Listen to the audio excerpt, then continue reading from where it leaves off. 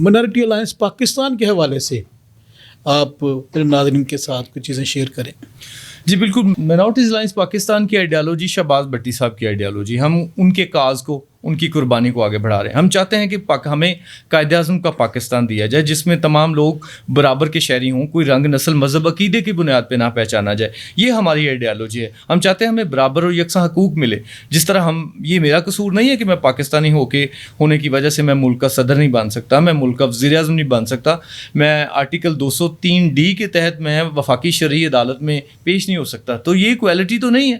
Equality ہمیں ملنی چاہیے، کیونکہ اب مسئلہ پڑھے لکھے ہونے کا نہیں، مسئلہ اپرچونٹیز کا ہے. ہمارے پاس ایسی افرادی قوت ہے، پڑھے لکھے لوگ ہیں، ہمارے نوجوان ہیں، قابل ہیں، لیکن ان کو مواقع نہیں ملتے. اور یہ ملک آہستہ آہستہ انتہا پسندی کی طرف جا رہا ہے. اور جب ملک انتہا پسندی کی طرف جاتے ہیں تو پھر جو اس نظریے سے یا اس مذہب سے تعلق نہیں رکھتے جو مائنارٹیز ہوتی ہیں، ان کا جینا مشکل ہوتا جاتا ہے. تو اس طرح ہم آئے روز دیکھتے ہیں کہ یہاں پہ ہماری قوم کو بزدل بنا دیا گیا. اور بزدل بنانے میں دفعہ 295B اور C کا جو مس یوز ہے، جو آئے دن ہمارے گرجے جلائے جاتے ہیں، ہماری بستیاں جلائی جاتی ہیں، لوگوں کی زندگیاں جاتی ہیں، اس کا بہت بڑا پریشر ہے. ہمارے لوگ اپنے حقوق کے لیے آواز اٹھانا بند ہو چکے ہیں. اس کی وجہ ہے اب آہستہ آہستہ ہمارے عقیدے پہ حملہ ہو رہا ہے. جو اس طرح لوگوں کی فورس کنورشن ہے، مائنر بچیوں کا، جنہیں پنجاب میں مسیحیوں کا بڑا درپیش ہے، وہاں پہ لیجسلیشن اتنے ہجوم ہونے کے باوجود ہم اس پہ نہ کوئی قانون سازی نہیں کروا سکے. تو یہ میں سمجھتا ہوں یہ چیزیں کرنے کے لیے ہمیں پہلے سے زیادہ مضبوط اسٹرگل کی ضرورت ہے. یہ موجودہ الیکشن سسٹم کا جو پریپورشنل ریپرزنٹیشن سسٹم ہے، اس نے ایک خاص قسم کے جو وہی ہے جو اقتدار پسند طبقہ ہے یا جو کوئی لوگوں کے پیراشوٹ کے ذریعے آتے ہیں یا لوگوں کی چاپلوسی کر کے آتے ہیں، اس طبقے کو پیدا کیا ہے. تو حقیقی نمائندگی کرنے والے لوگ نہیں ہیں. تو اس لیے یہ پارٹیوں کو خوش کرتے کرتے ان کے مفادات کا تحفظ کرتے ہیں اور یہ اپنے لوگوں کی آواز نہیں اٹھائے. اس کو بدلنے کی ضرورت ہے. یہ چند ایک بڑے بنیادی مسائل ہیں. پھر میں سمجھتا ہوں کہ ہمیں ملک میں جس طرح 5% جاب کوٹا دیا گیا ہے، ہمیں 5% ایجوکیشن کوٹے کے لیے ہم جدوجہد کر رہے ہیں مائنارٹیز الائنس پاکستان، تاکہ ہمارے لوگ جو انجینئرنگ یونیورسٹی میں، میڈیکل یونیورسٹیز میں، کالجز میں وہ پڑھ کے آئیں گے تو 5% جاب کوٹے پہ ان کو جابز ملے گی نا. اس پہ امپلیمنٹیشن کی ضرورت ہے. تو یہ سارے وہ مسائل ہیں اور بھی بہت سارے ہیں. جس طرح ہماری قوم آہستہ آہستہ بتدریج غربت اور جہالت کا شکار ہم ہوتے جا رہے ہیں. ہمارا پرائیویٹ سیکٹر جو ہے وہ ختم ہو چکا ہے. جو کوئی ایجوکیشن کے میدان میں پرائیویٹ سیکٹر نہیں آ سکا، کوئی ہیلتھ کے میدان میں نہیں آ سکا، وہ جو گوروں کے بنائے ہوئے اسکول ہیں آج بھی ہم ان پہ فخر کرتے جا رہے ہیں اور ان کا رونا پیٹنا. تو اس طرح ہمارے جو ادارے ہیں وہ تباہ ہو گئے، چرچز تباہ ہو گئے، ان کے انسٹیٹیوشن تباہ ہو گئے. آج کوئی ایسا ہم مثالی ادارہ نہیں ہے جس نے کوئی ہسپتال یا اسکول رن کر رہا ہو تو ہم اس کی ایگزامپل دے سکیں. یہاں تو لوٹنے والے ہمیں ملے ہیں، بیچنے والے ملے ہیں. تو ان سب کو ہم نے دیکھنا ہے. اس میں رہتے ہوئے ہمیں اس ملک میں رہنا ہے، ہمیں بھاگنا نہیں ہے یہاں سے. نہ کوئی ملک، نہ ملک کی انوائرمنٹ، نہ ملک کا جغرافیہ، نہ ملک کی تاریخ اور نہ کسی دوسرے ملک کے حالات ایسے ہیں کہ ہم کہیں بھاگ جائیں. کسی ملک کا بارڈر نہیں لگتا کہ ہم کراس کر کے وہاں ہمیں سیاسی پناہ ملے گی. ہم نے پاکستان میں رہنا ہے. تو ہمیں پاکستان میں جدوجہد کرنی ہے. اسی مٹی کو، یہ ہماری مٹی ہے، ہم پہلے سے دھرتی کے بیٹے ہیں، ہمیں اس کو بہتر کرنا ہے. تو یہ ساری اسٹرگل مائنارٹیز الائنس پاکستان اس کو لیڈ کر رہا ہے. ہاں، اگر ہم ان ایشوز پہ کھڑے رہتے ہیں، اپنا سٹینڈ لیتے ہیں، اپنے لیے آواز اٹھاتے ہیں، تو کوئی وہ ایسا مسئلہ نہیں ہے. پاکستان میں اچھے حکمران ہیں، پاکستان میں اچھے بیوروکریٹکس ہیں، اسٹیبلشمنٹ بھی اچھی ہے جو بات سنتے ہیں. ہم ان کو منوا سکتے ہیں اور خصوصی طور پہ ہمیں ان کو منوانا ہے کہ جو ملک میں مذہب کے نام پہ سیاست کرتے ہیں، جو مذہب کے نام پہ انسانوں کا قتل اور ان کی ہماری جو جان و مال کا نقصان کرتے ہیں، ہم نے ان کو آہستہ آہستہ یہاں سے ریڈیکیٹ کرنا ہے، ایلیمینیٹ کرنا ہے. کہ وہ قوتیں جو پاکستان کو تقسیم کرتی ہیں مذہب کے نام پہ، وہ آہستہ آہستہ یہاں سے جو انتہا پسندی پھیلاتی ہیں، جو دہشت گردی پھیلاتی ہیں، ان کے زائم خاک میں ملے اور پاکستان امن کا گہوارہ بنے اور قائد اعظم کا پاکستان بنے. تو یہ مائنارٹیز الائنس پاکستان اس کاز کو لے کے آگے بڑھ رہے. جی بھٹی صاحب، بڑا خوبصورت ویژن ہے اور میں یہ سمجھتا ہوں کہ اگر یہی سوچ ہر پاکستانی کی ہو جائے، اگر یہی سوچ ہر ذی شعور انسان کی ہو جائے، تو میں نہیں سمجھتا کہ یہ جو آئے روز ہم لاشیں اٹھانے والے کام کرتے ہیں یا اپنے گرجا گھروں میں سے جلی ہوئی کتابوں کے ٹکڑے اکٹھے کرتے پھرتے ہیں، یقیناً ان کی ضرورت نہیں رہے گی. یوں تو کہیں پر بھی زیادتی ہوتی ہے، ناانصافی ہوتی ہے، کوئی بلاسفیمی کا کوئی معاملہ ہوتا ہے، کہیں پہ کوئی پرسیکیوشن کا معاملہ ہوتا ہے، کہیں پہ کسی کے ساتھ ظلم جبر کی داستان لکھی جاتی ہے، تو اکمل بھٹی انفرادی طور پر بھی اور مائنارٹیز الائنس پاکستان کی نمائندگی کرتے ہوئے بھی وہاں پہ پہنچ جاتے ہیں۔ لیکن جب خاص طور پہ میں ذکر کرنا چاہتا ہوں جھڑاموالا کا، میں چونکہ سوشل میڈیا پہ دیکھ رہا تھا، شاید میں پاکستان میں نہیں تھا، تو آپ پہلے پرسن تھے جو وہاں پر لیڈرشپ کی بات کر رہا ہوں جو وہاں پہ پہنچے۔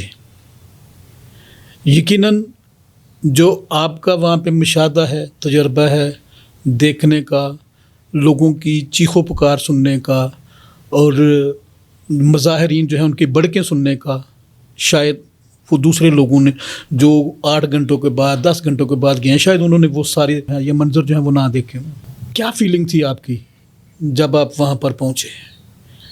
پہلی بات کہ جب آپ نے یہ سنا کہ جھڑاموالا میں یہ حادثہ یا یہ واقعہ رونما ہو گیا ہے، تو کیا جذبات تھے آپ کے؟ جی، یہ بڑا اہم سوال ہے اور میں سمجھتا ہوں بالکل مجھے موقع ملا ہے، اور اگر تھوڑا ٹائم ہوگا تو میں بریفلی، میں جب اپنے آفس میں پہنچا چیمبر میں، یقینی طور پہ 8 بجے کورٹ کا ٹائم ہے، اگست ہے تھوڑا، تو وہاں پہ میں پہنچا تو میں نے صبح مجھے فون آیا کہ جھڑاموالا میں گھر سے میں نکلا تو مجھے پتہ چلا کہ یہ ایسا ایک واقعہ ہو رہا ہے۔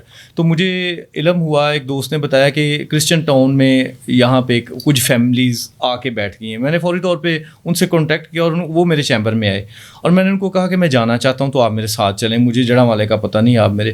تو 3 وہ لوگ تھے۔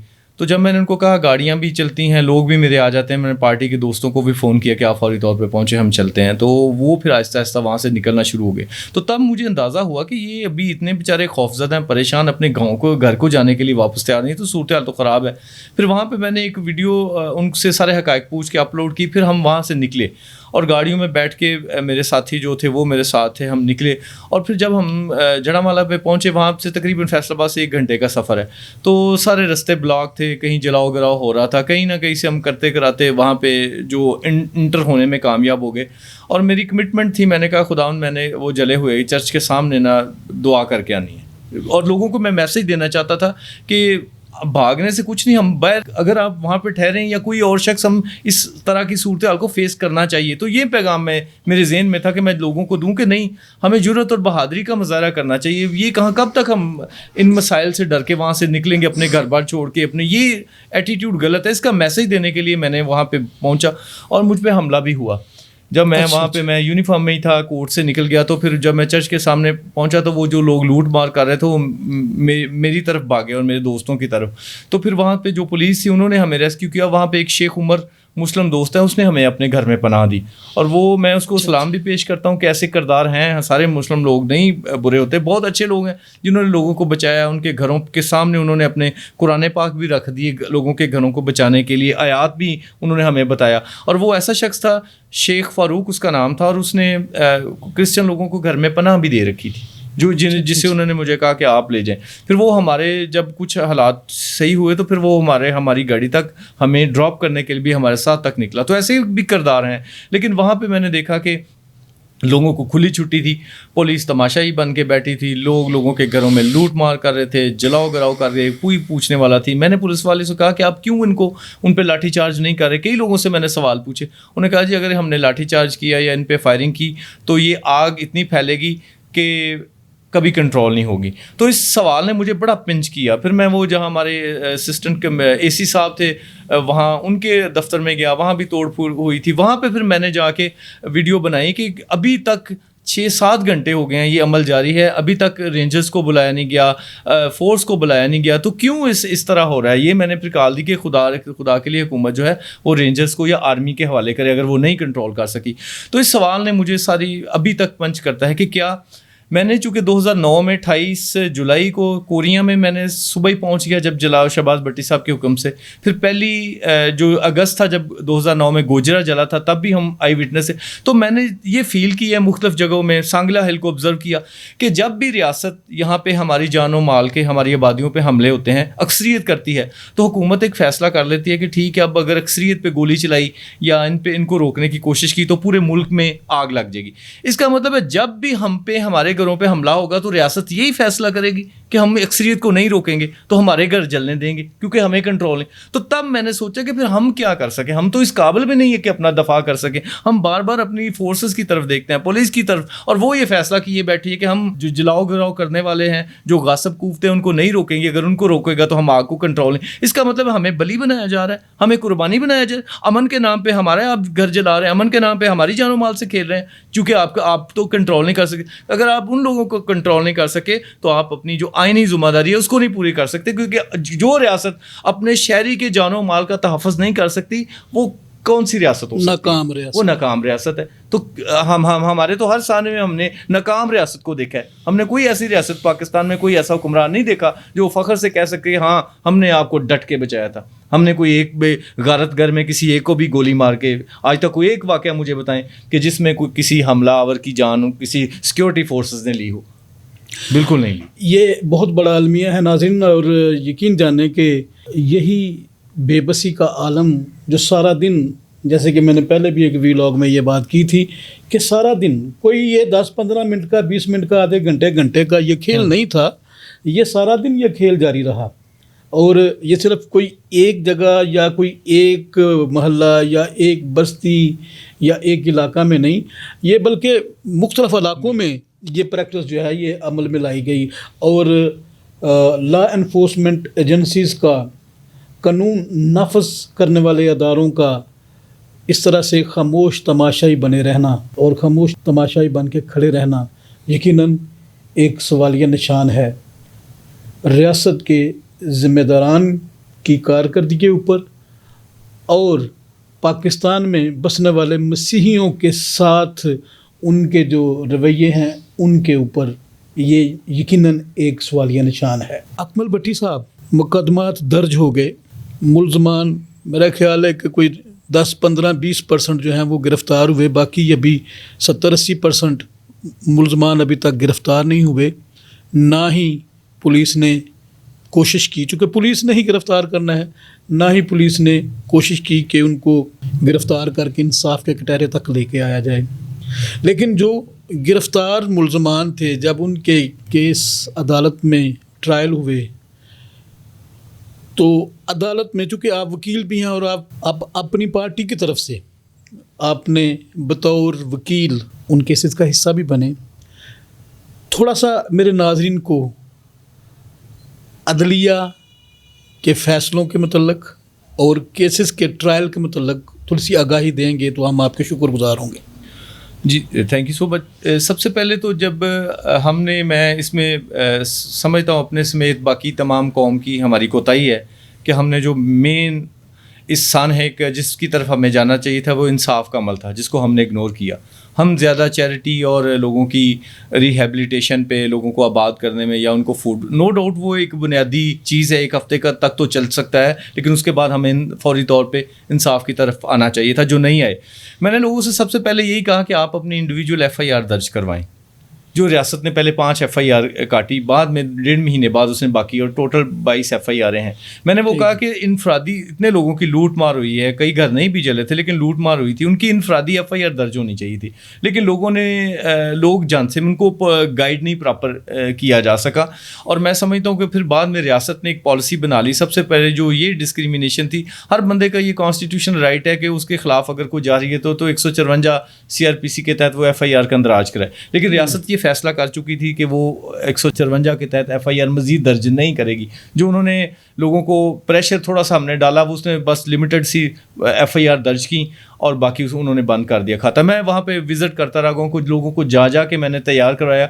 وہاں پہ ایک اور دلچسپ پہلو ہے کہ تحصیل بار نے فیصلہ کیا تھا کہ وہاں پہ وہ تحصیل بار جو تھی وہ لوگوں کے کیس نہیں لڑے گی. تو پھر میں وہاں تحصیل بار جڑاں والا جو وہاں پہ وکلا تھے، تو یہ ایک اور بڑا پریشر تھا. تو میں نے جا کے لوگوں کو قائل کیا، پھر ان کی میں نے 22A 22B کی جو پٹیشنز تھی اندراج مقدمہ کی 5-7 لوگوں کی قائل کر کے ان کو تیار کر کے مدعی ڈھونڈے، گواہ ڈھونڈے، جا کے خود لکھ کے اپلیکیشن تھانوں میں جمع کروا کے وہ کروائیں.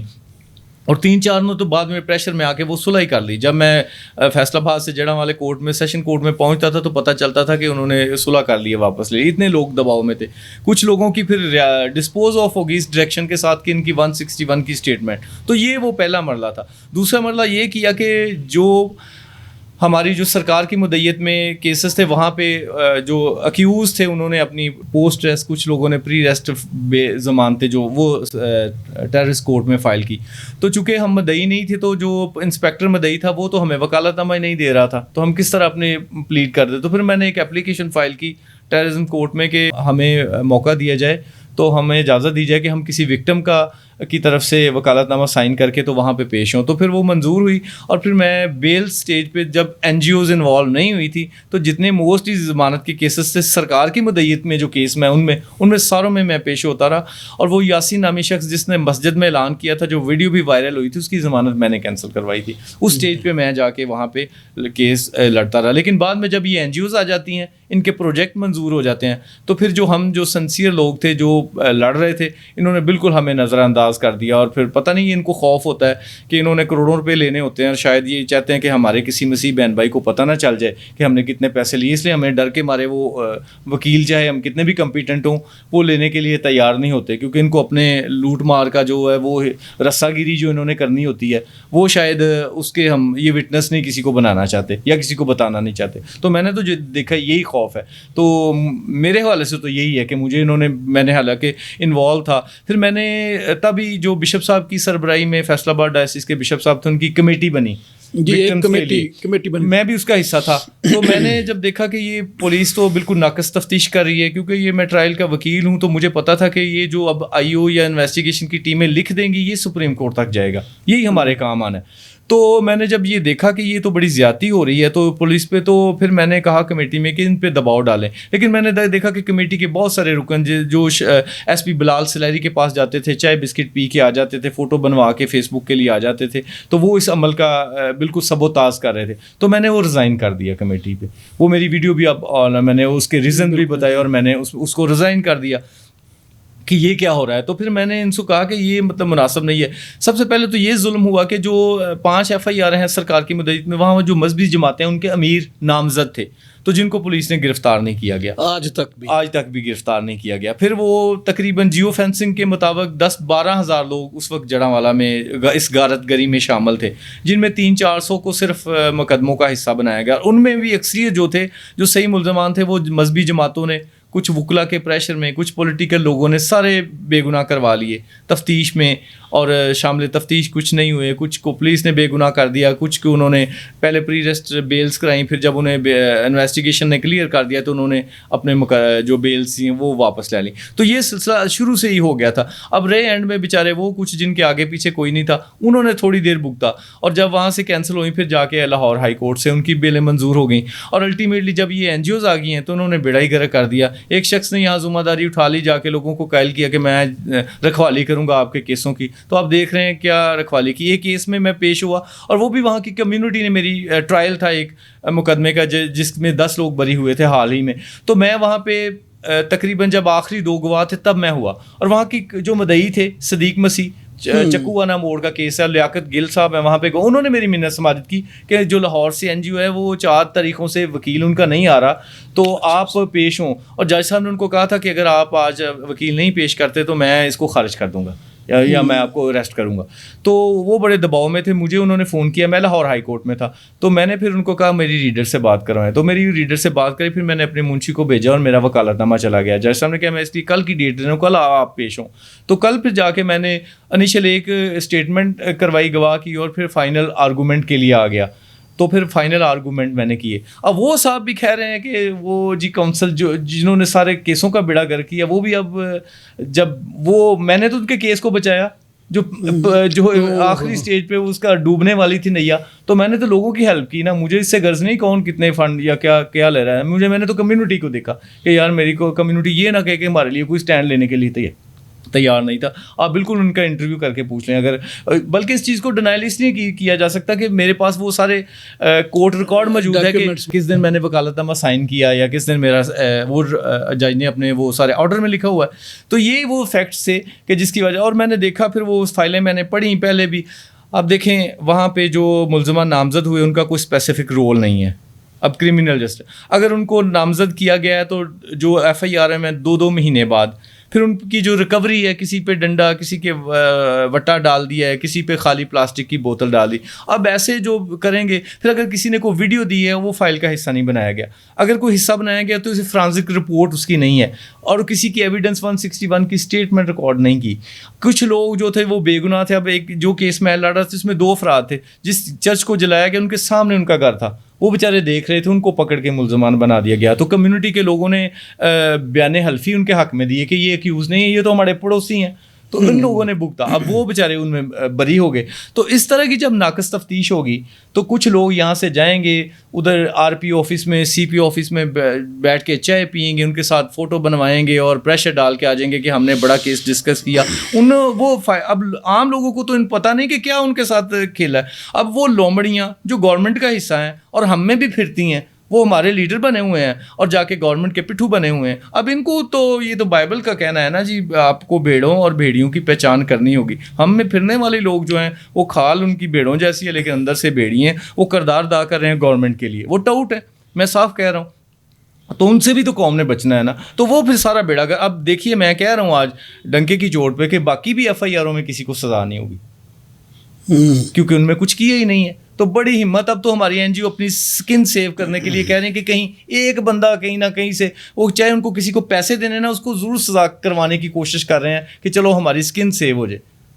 ادروائز جب ہم بنیادی پری ٹرائل کام نہیں کرتے تو بعد میں جو مرضی کریں. جب پولیس پہ ہم نے دباؤ نہیں ڈالا, انویسٹیگیشن نہیں صحیح ہوئی, تو پھر ہم کیا, آپ وکیل ہیں, آپ سمجھ سکتے ہیں کہ کیا ہم نے ٹرائل میں کیا منہ دے کرنا ہے. ناظرین, بڑی خوبصورت بات کی اکمل بھٹی صاحب نے کہ جو فوجداری مقدمات ہیں ان کی فیٹ کا جو فیصلہ ہے وہ تفتیشی کے قلم کے تابع ہوتا ہے. کوئی ایف آئی آر جب درج ہوتی ہے تو جب تک اس کی تفتیش پر توجہ نہیں دی جاتی, انویسٹیگیشن پر, اس وقت تک آپ انصاف کی توقع جو ہے وہ نہیں رکھ سکتے.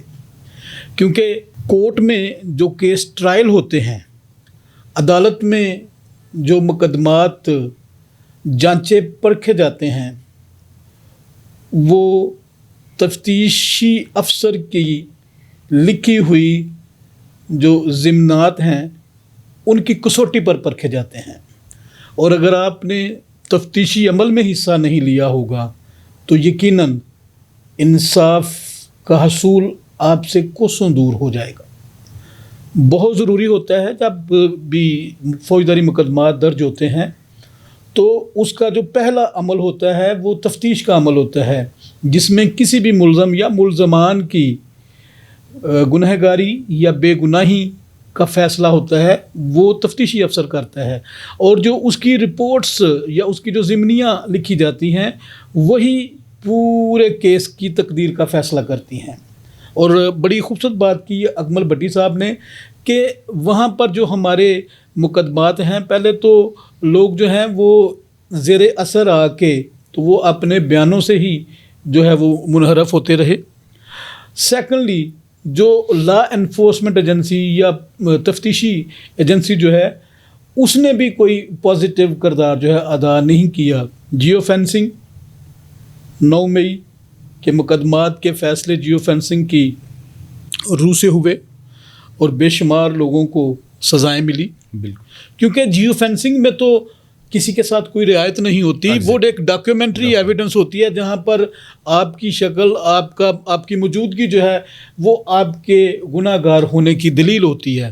تو اس پہ تو کوئی ابہام جو ہے وہ نہیں پایا جاتا جیو فینسنگ کے ذریعے. میں سمجھتا ہوں کہ اگر تفتیشی ایجنسی جو ہے سنسیئر ہوتی, لوگوں کو یا ملزمان کو یا کلپریٹس کو انصاف کے کٹہرے میں کھڑا کرنے کے لیے, ان کو سزا دلوانے کے لیے وہ اگر سنسیئر ہوتی, مخلص ہوتی, تو جیو فینسنگ تو وہاں پہ بھی ہو سکتی تھی اور وہاں پر جو اصل ملزمان ہیں ان کے خلاف کارروائی کی جا سکتی تھی، لیکن یہاں پر کچھ بھی کہنا جو ہے وہ میرے خیال میں بے سود ہے، اس لیے کہ جب آپ کے حاکم یا آپ کے اقتدار کی کرسیوں پہ بیٹھے ہوئے لوگ جب وہ آپ کی طرف سے آنکھیں اور کان بند کر کے بیٹھ جاتے ہیں تو پھر انصاف کا حصول جو ہے وہ مشکل نہیں ناممکن ہو جاتا ہے. اور یہی المیہ ہے جڑاوالا کے کیس کے ساتھ، یہی المیہ ہوا شانتی نگر کے کیس کے ساتھ، یہی ہوا گوجرا کوریاں، یہی ہوا جوزف کالونی کے ساتھ، یہی ہوا قصور بامنی والا کے ساتھ، یہی معاملات جو ہیں جہاں کہیں بھی اس طرح کے. اور تازہ ترین مثال جو پچھلے سال انہی دنوں میں ہوئی نذیر مسیح والی سرگودا میں، تو ابھی اس کے قبر کی جو مٹی ہے وہ بھی خشک نہیں ہوئی تھی، تو جو اس کے ملزمان تھے وہ برضمانت ہو کے گھروں میں آ گئے. ناظرین، عام طور پر یہ سمجھا جاتا ہے، یہ ایک دلیل دی جاتی ہے کہ 302 اگر کسی درخت کے اوپر بھی لکھ دی جائے تو درخت سوکھ جاتا ہے. میں پوچھنا چاہتا ہوں اپنی تفتیشی ایجنسیوں سے اور عدالتی عہدیداروں سے کہ کیا جو نذیر مسیح ہے اس کا جو قتل ہے وہ 302 کے زمرے میں نہیں آتا؟ اس کی قبر کی مٹی بھی خشک نہیں ہوئی اور جو ملزمان تھے وہ واپس اپنے گھروں میں آ گئے اور آ کے الٹا انہوں نے پھر دمکانا شروع کر دیا اس کے خاندان والوں کو. ایک طویل داستان ہے ظلم و ستم کی. جب ہم اس پہ غور کرتے ہیں تو یقین جانیں کہ جسم کا ذرہ ذرہ جو ہے وہ کانپنے لگتا ہے، کیونکہ یہ ہم سب نے اپنے جسموں پر، اپنی روحوں پر یہ سہا ہے. جڑاوالا کا دھرنا جو ہمارے بہت ہی عزیز بھائی لالا روبن ڈینیل نے جڑاوالا میں دیا ہوا ہے، اپنے لوگوں کے دکھ میں پریشانی میں ان کے ساتھ کھڑے ہونا یہ ہم سب کا فرض بھی ہے اور ذمہ داری بھی ہے. کیا محسوس کرتے ہیں آپ، کیا یہ دھرنا جو ہے کوئی دراڑ ڈال سکتا ہے انصاف نہ دینے والوں کے دل میں؟ جی، میں سب سے پہلے تو میں سمجھتا ہوں کہ جو وہاں پہ جڑاوالا میں لالا روبن ڈینیل صاحب کی سربراہی میں اور شکیل بھٹی صاحب جو وکٹم ہیں وہاں ان کی جو زیر انتظام یہ جو دھرنا چل رہا ہے، میں خود بھی وہاں پہ طارق سراج صاحب گیا ہوں اور میں مسلسل ان کے ساتھ ہوں، میں اس کاز کے ساتھ ہوں کیونکہ یہ کاز ہے. ہم نے پرسنالٹیز کو نہیں دیکھنا، ہم نے ایک کاز کو دیکھنا ہے کہ وہ کون ہے، چاہے وہ ہمارا پولیٹیکل ساتھی ہو یا نہ ہو، لیکن ہم جڑاوالا کے وکٹم کے ساتھ ہیں اور ان کے انصاف کے لیے. قانونی طور پہ اس میں مشکلات ہو سکتی ہیں. ایک تو میں نے لالا جی سے بات کی تھی، میں نے کہا کہ ہم جوڈیشل کمیشن کی جو ابھی تک ڈیمانڈ پوری نہیں ہوئی ہم اس کو دہرا سکتے ہیں کہ جوڈیشل کمیشن بنایا جائے تاکہ وہ فیکٹس تو سامنے آئیں. دوسرا، ہم یہ دباؤ ڈال سکتے ہیں وہاں پہ کہ جو لوگ حقیقی معنوں میں کلپریٹ سے جنہیں تفتیش میں بے گناہ کیا تھا وہ تفتیش تبدیل ہو کے، کیونکہ ان کا ٹرائل تو نہیں ہو سکا جو تفتیش پہ انہوں نے بے گناہ کرا دی، تو ان کی دوبارہ سے تفتیش کروا کے ہم وہ گناہ گار اگر حکومت پکڑ لیتی ہے جو مذہبی جماعتوں کے وہاں پہ جو ان کے لوکل جو ان کے ذمہ داران تھے ان کو ہم اریسٹ کروائیں، جن کو انہوں نے چھوڑا تھا ان کو دوبارہ سے تفتیش کا حصہ بنا کے ان کا ہم دوبارہ سے ٹرائل کروا سکتے ہیں. تو ایسی قانون میں پروویژن موجود ہے، تو ان کے ٹرائل سے ہم دباؤ ڈال سکتے ہیں. اور یقینی طور پہ یہ تب بھی ممکن ہے اگر ہم پریشر ڈالیں گے. یقینی طور پہ میں سمجھتا ہوں کہ اگر یہ دھرنا ہم تھوڑا پچھلے سال یا اس سے پہلے لگا لیتے تو زیادہ بر وقت تھا، لیکن کوئی بات نہیں. اس کے باوجود ہم پھر بھی ابھی اس میں ابھی بہت سارے کیسز باقی ہیں جن کا فیصلہ ہونا باقی ہے، تو ابھی ہم اگر دباؤ ڈالیں گے تو کچھ نہ کچھ ہم مدد کر سکتے ہیں اپنے لوگوں کی. ایک مثال قائم کر سکتے ہیں کہ اگر ان لوگوں کو سزا ہوگی تو پھر ہی جا کے یہ سلسلہ رکے گا، ادروائز نہیں. تو میں سب سے اپیل کرتا ہوں کہ سارے لوگ جڑاوالا کے لوگوں کے لیے چاہے اپنے شہروں میں رہیں یا کہ وہاں پہ جا کے سولیڈیرٹی کریں، کوئی جلوس کریں، کوئی پریس کانفرنس کریں یا اپنے طرح کوئی ایکٹیویٹی کریں، ضرور کرنی چاہیے، ان کا ساتھ دینا چاہیے. ناظرین، یقیناً میں یہ سمجھتا ہوں کہ جب آپ قومی کاز میں کھڑے اپنے دوستوں کے ساتھ کھڑے ہوتے ہیں تو ان کو حوصلے بلند ہوتے ہیں. نتائج میں نے پہلے بھی کہا کچھ بھی ہوں، لیکن جب آپ کنسسٹنسی کے ساتھ، جب آپ ایک جہد مسلسل کے ساتھ جب آپ کوئی کوشش کرتے ہیں، ایفرٹ کرتے ہیں، یقیناً نتائج جو ہیں وہ برآمد ہوتے ہیں. ہم اپنے اس پلیٹ فارم سے लाला रूबन डैनियल साहब को यकीन दिलाते हैं, हम यकीनन हाज़िर भी होंगे, हम यकीन दिलाते हैं कि हम आपके साथ हैं और हम जड़ांवाला के उन तमाम मज़लूमों के साथ हैं। पाकिस्तान में जहाँ कहीं भी किसी के साथ जुल्म और ज़्यादती होती है, हम सब के साथ खड़े हैं। और हमारा ये विज़न है कि जब हम इकट्ठे सब मिल के चलेंगे तो यकीनन हम बेहतरी की तरफ जाएंगे। हमें एक होने की ज़रूरत है। पार्टी कोई भी हो, ऑर्गेनाइजेशन कोई भी हो, सोच विजन हर किसी का फ़र्क हो सकता है, नज़रियात हर किसी के फ़र्क हो सकते हैं, लेकिन जहाँ कहीं पे हमें एक दूसरे को मजबूत करने की ज़रूरत है वहाँ पर हमें एक दूसरे को मजबूत करना चाहिए। और सॉलिडारिटी की इससे अच्छी मिसाल और कोई भी नहीं मिल सकती कि जहाँ पर हमारे किसी बहन भाई के साथ को जुल्म ज़्यादती की दास्तान रकम की जाती है, हम उनके साथ जाके कंधे से कंधा मिला के खड़े हो जाएं। और यकीनन जब हम उनके साथ देखें, अगर आप किसी की बहुत ज़्यादा हेल्प नहीं कर सकते, आप इखलाकी तौर पर जब किसी के साथ खड़े हो जाते हैं तो उसको अपनी ताकत जो है वो डबल महसूस होना शुरू हो जाती है, उसके हौसले बुलंद हो जाते हैं, उसके अंदर जो तन्हाई का खौफ होता है वो ख़त्म हो जाता है। और यकीनन जब हम इकट्ठे हो के लाला रूबन डैनियल के साथ, शकील भट्टी साहब के साथ जब हम चलेंगे और जब हम अपने ये एक जायज़ जो हमारा मुतालबा है, जब उसके लिए हम मुश्तरका जदोजहद करेंगे, मुश्तरका कोशिश करेंगे, डिफरेंस महसूस होगा। और वो अदारे जो अभी तक हमारी आवाज़ को नहीं सुन सके, हमें उन तक अपनी आवाज़ पहुंचाने की ज़रूरत है।